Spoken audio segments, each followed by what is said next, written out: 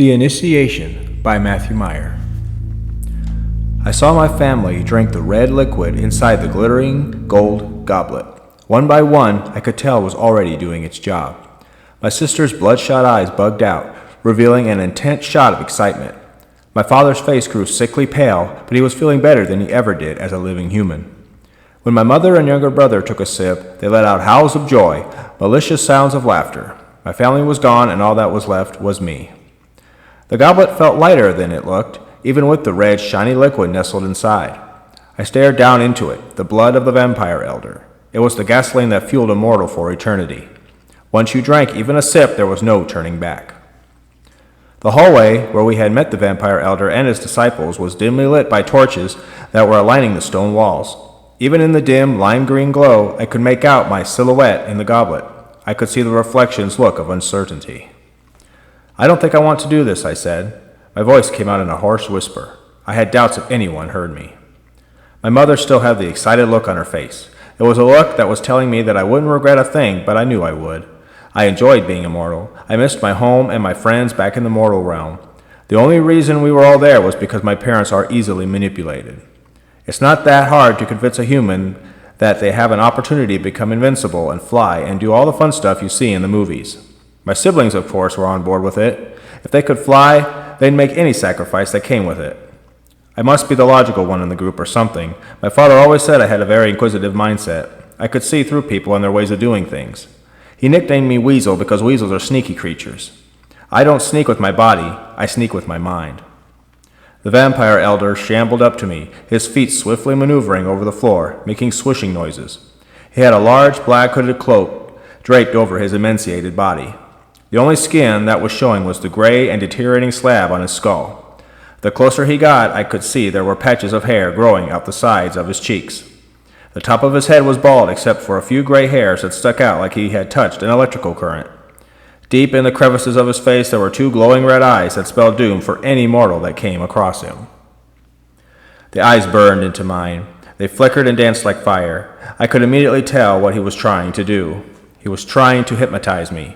He was going to make me transform into his kind against my will.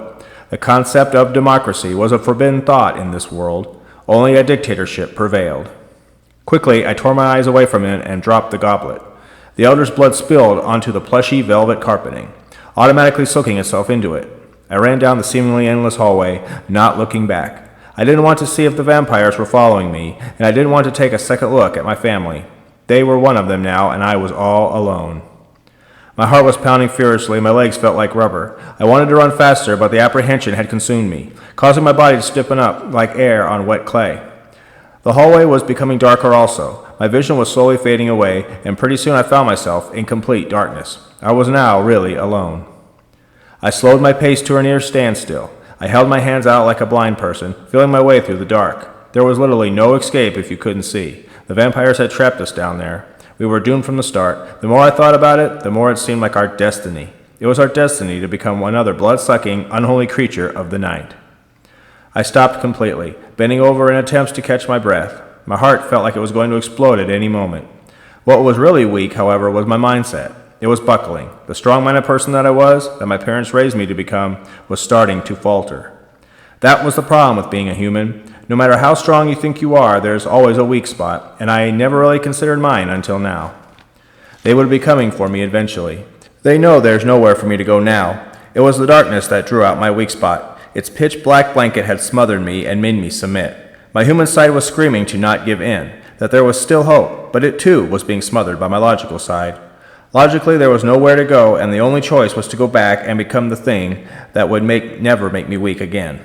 They were waiting for me when I returned. My brother and sister were jumping up and down, shouting, "Hooray!" My parents had pleased looks on their faces, and my father patted me on the back and rubbed my shoulders. I caught the looks on the vampire disciples, which only consisted of crooked half-smiles. Slowly shambling back over me was the vampire elder. He didn't have a pleased expression on his face or a look of excitement. It was still the same wicked and malicious countenance that he always had. He was carrying the goblet, filled with the more of his blood. He presented it to me, and I reluctantly took it. I took a glance at my parents, who nodded their heads in approval. Without thinking about it again, I took a large gulp of the blood. The sweet iron taste made me almost gag, but as it traveled down my throat, I instantly felt a surge of energy.